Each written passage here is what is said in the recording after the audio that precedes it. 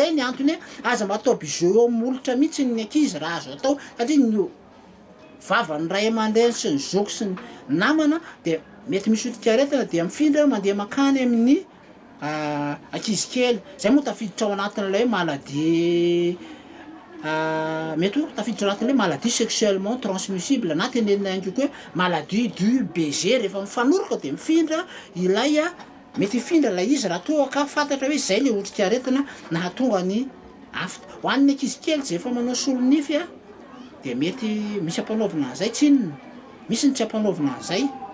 dia mety rehefa tsy voasasa tsara koa lay solonify amena anazy iny na lay zavatra le atao mba hatsara ny nifiny izy andrindrana ny firindrany le nifiny ankizy iny ka tsy voadio tsara iny de mifavoriser ny fahatongavan'ny aftose na ny afta eo amin'ny ankizy anankiray mba ho isorohana ny aftose ny afta zany eo amin'ny ankizy kely dia tsara ny sakafo de atao tsy sakafo be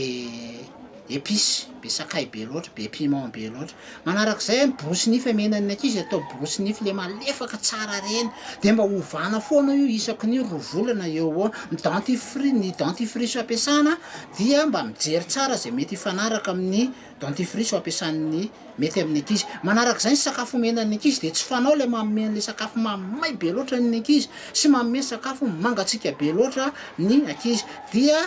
tandremana ihany kokoa ny fanomezana zavatra maloto amin'ny ankizy de mena sakafo ara-pahasalamana ny ankizy anankiray mba tsy ahatonga anazy mora vo amin'ny aretina am'izay manana hery fiarovana matanjaka ny ankizy anankiray manana sakafo mena sakafo ara-dalàna dia ny fanaraha-maso ny mosoarany sy ny servietany ary ny zavatra hiditra any amin'ny vavany de tena ilana de tena ilaina tokoa eo amin'ny ankizy kely any ampianarana